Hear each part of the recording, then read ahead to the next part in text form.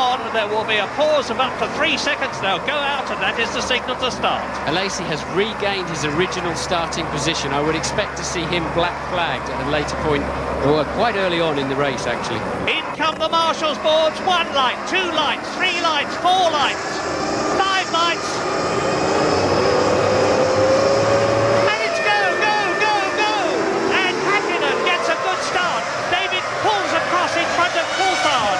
And Schumacher gets in front of... There they go through the McLarens. And Schumacher is third. Villeneuve is in fourth position. Behind Villeneuve is Giancarlo Fisichella in the Benetton. And Schumacher is swarming around all over the McLaren, and he's trying to take him on the outside. Has to drop back. And Villeneuve crowds up alongside. And it looks to me as though they're all going to get round the first bevy of corners, and that will be terrific if they do. No real problems at the start. For some reason, David Coulthard put his wheels on the grass coming out of turn 2. Whether he was checking his mirrors or what, but he certainly wasn't looking exactly where he was going, and slid off wide, had to get out of it, and that gave Schumacher a chance to come back at him, and Hakkinen a chance to pull out a small advantage. Well, you can see now that it's Mika Hakkinen. Then there is Schumacher. That is Jacques Villeneuve. There is the Benetton. Johnny Herbert is well up there. And they're round towards turn 11 now. Up towards the powerhouse. That's the building over the cars now. And they're getting a bit strung out at the front. There is Fisichella. Behind him is Johnny Herbert as they go into turn 14. Hakkinen leads. Coulthard is second. Schumacher is in third place. Jacques Villeneuve in the Williams is in fourth position. Dream start for McLaren, Mercedes-Benz. Hakkinen now looking smooth. Coulthard following up. I would expect there has to be some kind of team orders coming into play in this race at some point. We don't know when, but clearly Ron Dennis and the McLaren team will not want these two drivers, if they have got a clear speed advantage today, pushing each other too hard, or worse still, running into each other. When they choose to use that, if they choose to use it, remains to be seen.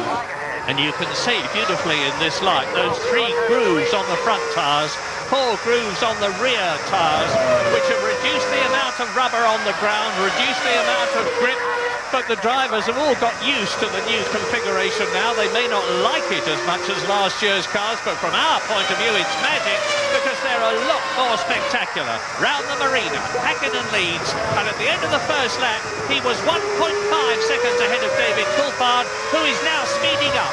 Coulthard is faster in the first sector of the second lap than Hakkinen was. Yes, Coulthard fastest driver on that first flying lap, and now Hakkinen now putting in a fast time and pulling an extra 3/10 away. But the two McLarens comfortably 3 or 4 tenths faster than Michael Schumacher, who's a full 3/4 of a second faster than Villeneuve, stringing out very early, Murray. Yeah, and Barrichello is in the pits. Rubens Barrichello in the Stewart, which has had so much trouble this year, and he blew an engine this morning and they've had to change it, is in the pits. I think Barrichello's been in the gravel trap at some point. I think there was a coming together down the field, not seen on our TV screen, but Barrichello having a little coming together as we watch Michael Schumacher on the pit straight. We've just had a message that Ralph, we haven't seen it, but I can tell you that Ralph Schumacher is off the track, and so under, and off goes Jordan of... That's Ralph Schumacher. I think that's a replay. That's a replay. Ralph Schumacher and Barrichello. Barrichello taking a very, very ambitious move up the inside of Ralph. That was never going to work because Ralph would not have been looking in his mirrors at that point. They're carrying the Stewart off there, you can see on the breakdown truck as and let's watch it again. Now look, he's diving up the inside, and that's Magnussen. I'm sorry, that's Magnussen, and Barrichello is in the pits then. And then Takagi behind them. Look, he's had such a, and he then runs into the back and reverses into Ralph's car.